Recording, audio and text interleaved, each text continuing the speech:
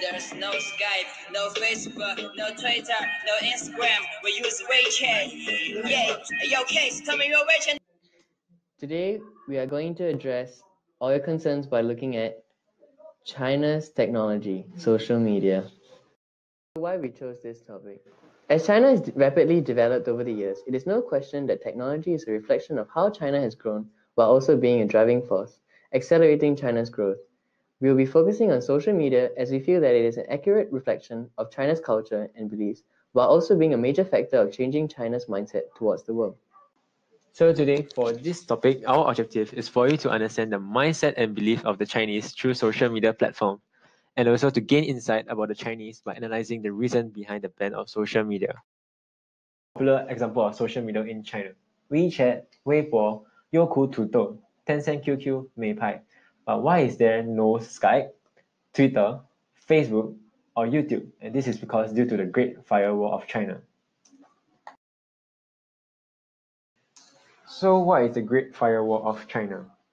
It's a combination of legislative actions and technologies enforced by the People's Republic of China to regulate the internet domestically. The CAC of China tightened the control on mobile app environments by making sure the real identities of users are confirmed through phone numbers. There was a robust content censorship system implemented to filter out illegal content with warning and suspension. And there was a removal of any features that auto-downloaded any unrelated apps onto a user's phone.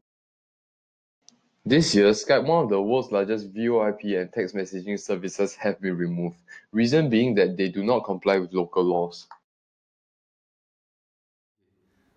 So hi Wing, thank you for joining us for this interview. So before we start, 你可以介绍自己吗？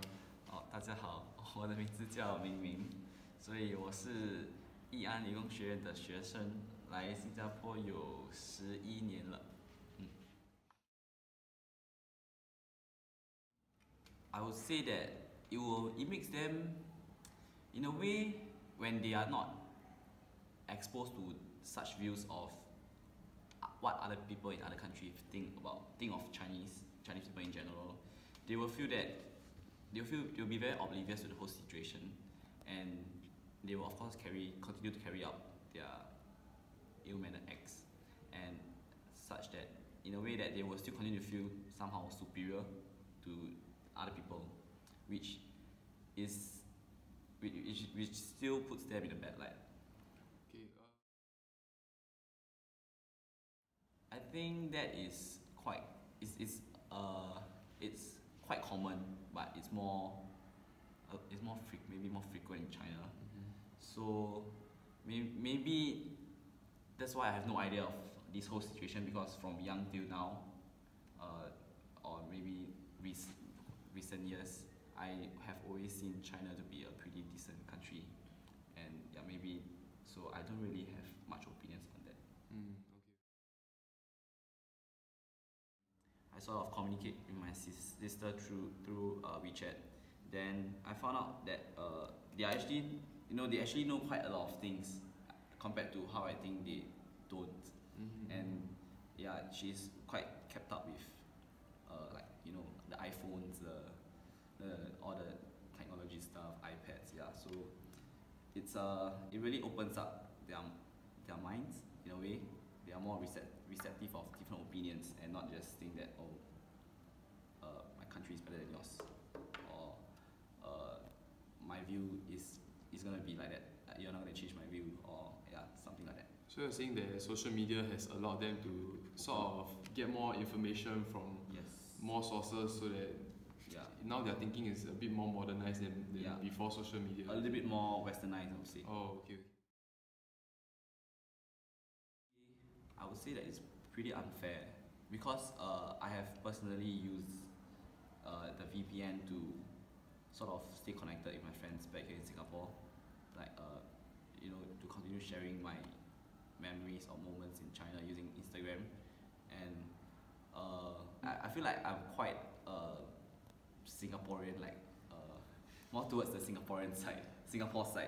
I feel that it will really restrict me, and it will make me sort of miss Singapore, or miss internet freedom back if I ever go back there again. and it'll be really troublesome if I want to stay connected with my friends here again. And then I will have to limit myself to using like WeChat and things that they actually allow. It will make me feel very restrictive, like putting their population in a cage. Yeah, it's not very fair. Our analysis. Stronger firewall in China. This is potentially due to the Chinese government being critical against the Western influence. This results in frustration for the Chinese public for not being able to access most of the external websites and applications. Having a lack of exposure to external views, this will cause the Chinese to feel superior over the rest of the world.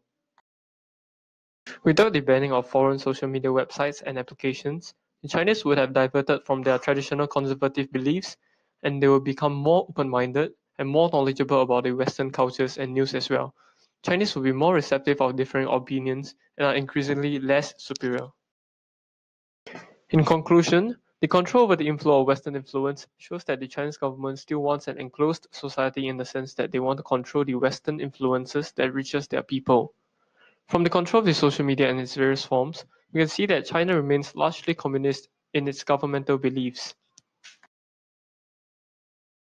Also, when China passes the law to remove the VPN application, to ban the international social media websites, the nationals were actually just following the government final decision without having a say.